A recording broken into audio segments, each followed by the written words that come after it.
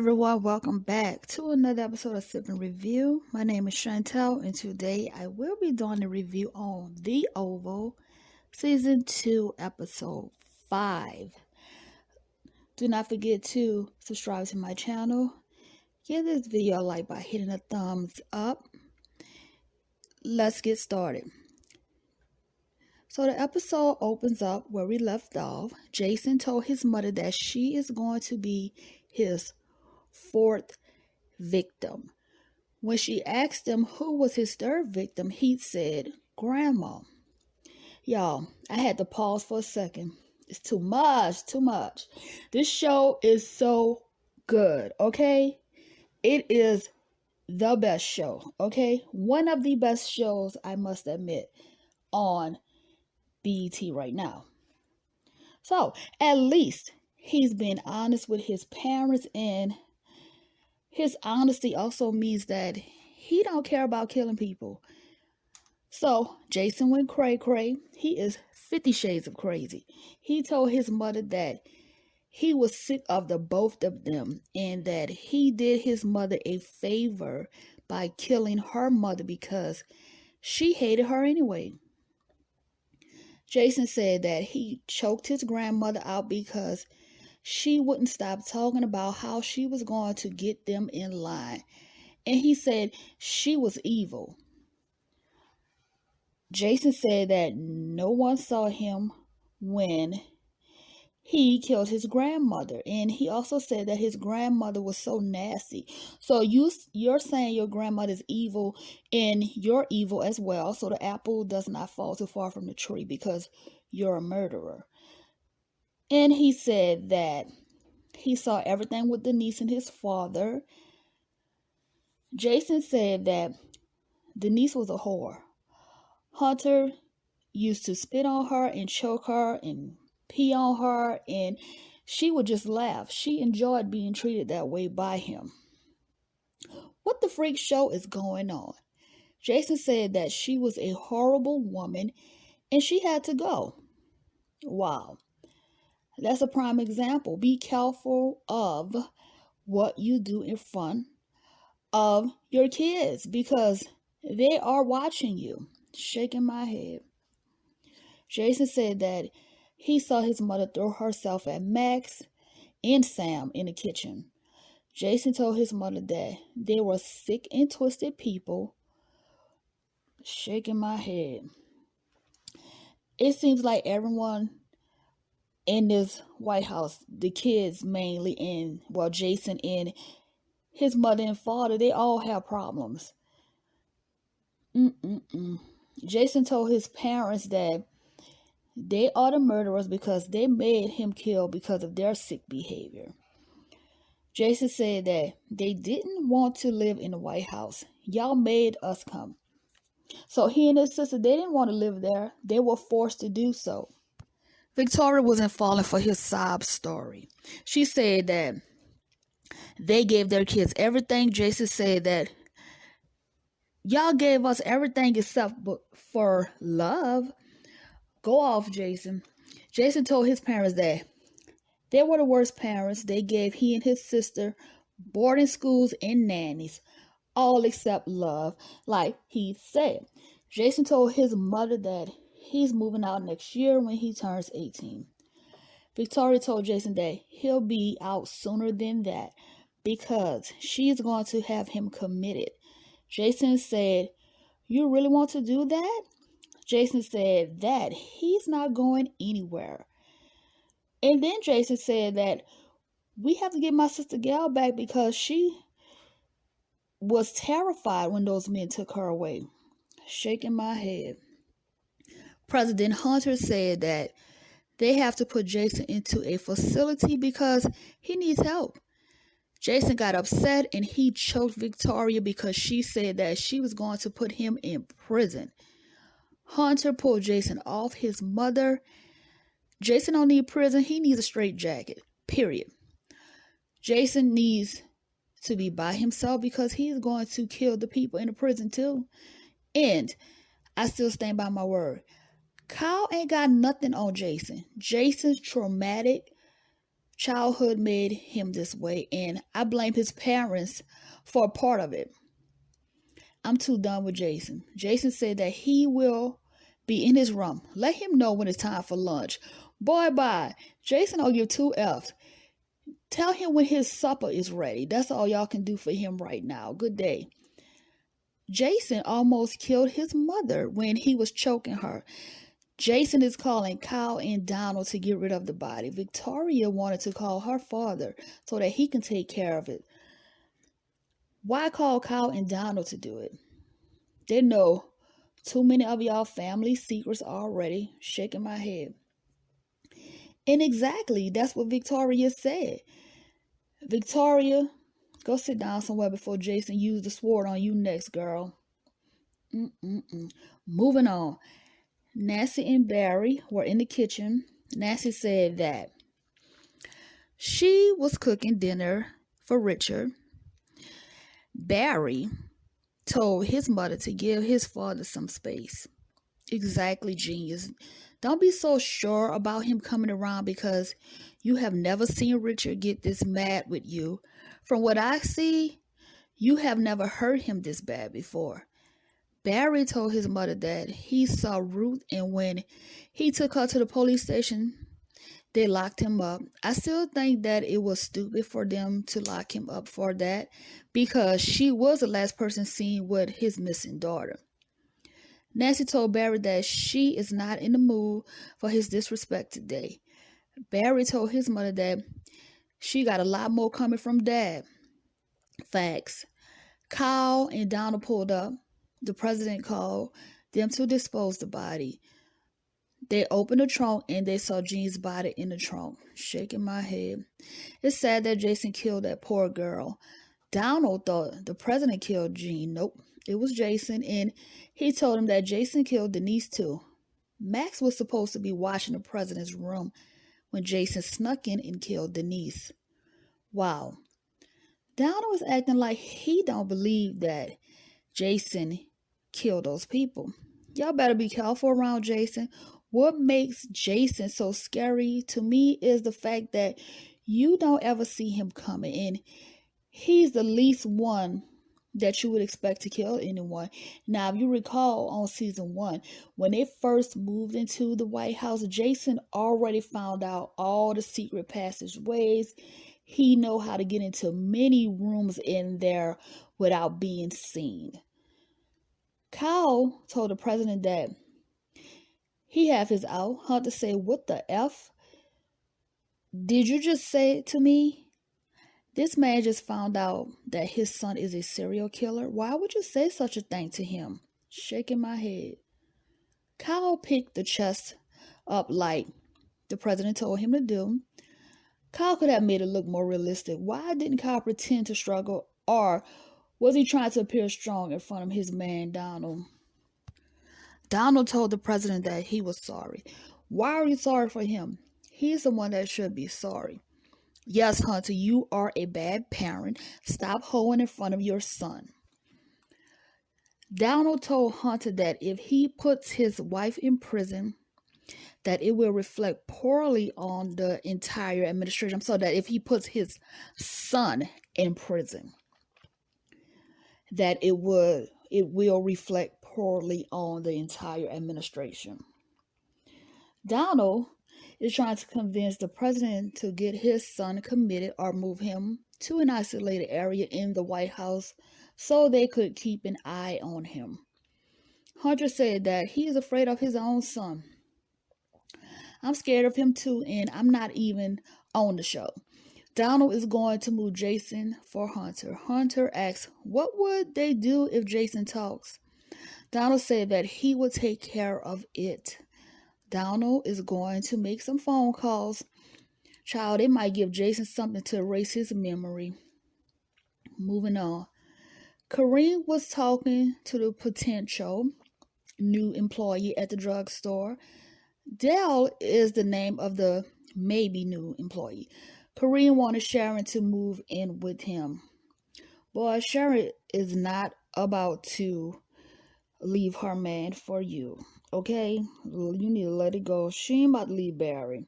No matter how badly he treats her, she is still going to put up with him. Moving on. Bobby is preparing Lily to go back home to Donald. Donald is going to torture her, a hot mess. Bobby gave Lily a car to take into the city. He instructed her to park the car, catch the train, and then get into her own car because they are going to be tracking Lily as soon as she starts her own car. Bobby asked Max what's his story. Max told Bobby that all he needs to know is that he is the guy that is going to take down Kyle, period. Bobby asked Max when will he be strong enough to be on his own. Max said within another day and some pain meds will help. Max looked like he needs about another week from what I can see on the show. Max asked Bobby, was he really worried about Lily and Bobby? If Donald or Kyle gets hurt, Lily is Bobby's bae. So don't mess with bae, because if anything happens to Lily, Bobby is going to cut a fool. Bobby told Max that he met the one in It's Lily. He is in love with her, okay? Max said that he met the one before several times. Max said that he and his wife is getting a divorce, especially now that people think he and Yuma had an affair. Shaking my head. What do you know about Sam? Max said that he thinks Sam is an outstanding guy. Diane is going to talk to Sam, so that is the plan for her to talk to Sam to see if she could get some info on what's really going on at the White House. But you know, they have been keeping Sam in the dark, so he may not be helpful. Meanwhile, Max is going to make some phone calls to see if he can get some info, and Bobby is going to scramble the phone line so they won't be able to track their location. Moving on. Priscilla arrived at work and Alonzo told her that there is a problem with her clearance. Sam must have done that to her. So Richard, he is back at work, and I knew it. Richard walked past her while she was stopped at the front desk, but apparently Alonzo was holding Priscilla up at the front desk because Sam told him to do it. Laughing my ass off. You know, Sam is afraid that she's going to harm the First Lady. And he asked Priscilla, what is her plans? Does she plan on harming the First Lady? And Priscilla said no. But you can trust me, though. I just can't trust you. You know, she threw a little shade because he did mess with the First Lady. Priscilla, she was lying to her husband, though. She will not be professional and cordial to the woman that gave her husband fellatio in the bathroom. Girl, bye. Sam told Priscilla that he loves her, and she said nothing back to him. Priscilla is still mad with you, okay? Richard was talking to the housekeeper, and her name is Frida. And Frida, she likes him as well, and she does want to date Richard, and she's cute too. Shaking my head. Richard, you better fall back. You're still a married man.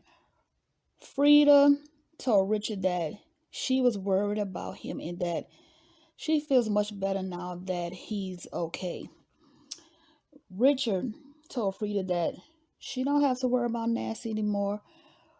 Frida told Richard that he has never given her the time of day because he loves Nancy so much. So what has changed now?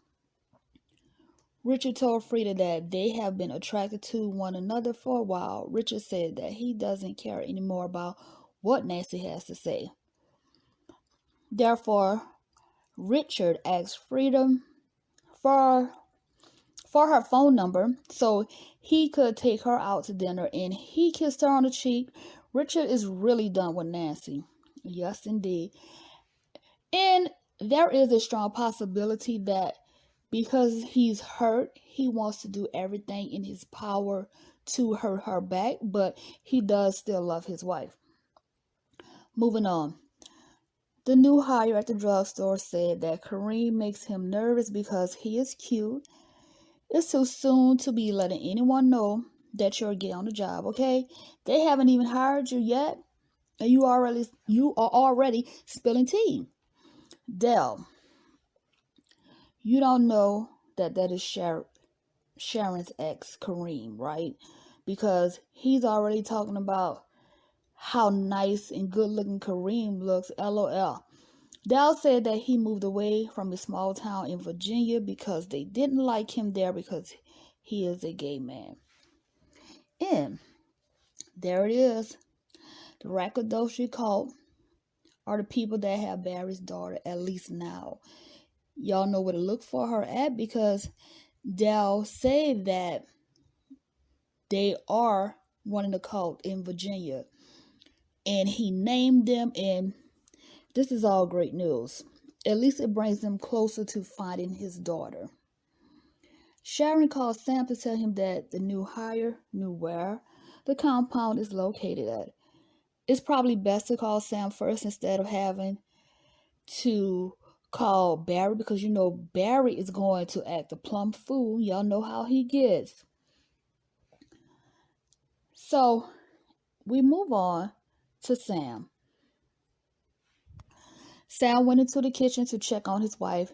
He really does think she is going to try to harm Victoria. Priscilla needs to worry about Jason, though, because Priscilla swapped for Jason's room with the other housekeeper, and Priscilla wanted to go clean his room just so she could snoop around and see if she could find out what happened to Jean. Priscilla better be extra careful, okay, because he will choke her as well. Priscilla asked Frida, has she seen Jean? And Frida told Priscilla that Jean had an argument with her boyfriend and that Jean hasn't been back to work. Apparently, Linda knows all of Jean's business. Frida asked Priscilla, how are things with Richard and Nancy? Priscilla wants to know why did she ask. Priscilla told Frida to leave Richard alone because she has been after him for years. Priscilla told her that Richard is not going to leave Nancy for her. Moving on. I almost forgot about these two because Jason is the star of the show. Alan asked Ellie did she change the password on her phone, and he asked her to unlock her phone or else she can't go to work until she does. Alan was able to unlock Ellie's phone with her face. Someone sent Ellie a D-pic to her phone, and it said that we both need you. Well, I'll tell you, you can't turn a hoe into a housewife, Alan. Alan told Ellie that she was nothing but a social climber. Alan told Ellie, that he actually loved her and that she should have believed it when he heard that she had sex with the president. And then that's when Alan called Ellie a slut. Ellie got mad and she slapped Alan in the face. Alan told Ellie that the president is just using her and that she's nothing but a piece of ass to him. Ellie told Alan at least her piece of ass is enough to get her to the top. Then that's when Ellie told Alan to be careful before she messes his life up. Wow. Moving on. Victoria walked in on the president sending his D-pics to Ellie in the bathroom. Shaking my head. Your son just told you that he killed Denise because you was cheating on his mother, so you're trying to get Ellie killed next. Victoria said that she's not staying in the house with Jason because he threw her to the ground. It looks like she's afraid of her son, too. Victoria said that she's telling her father on Jason. I told y'all, Jason is real sneaky.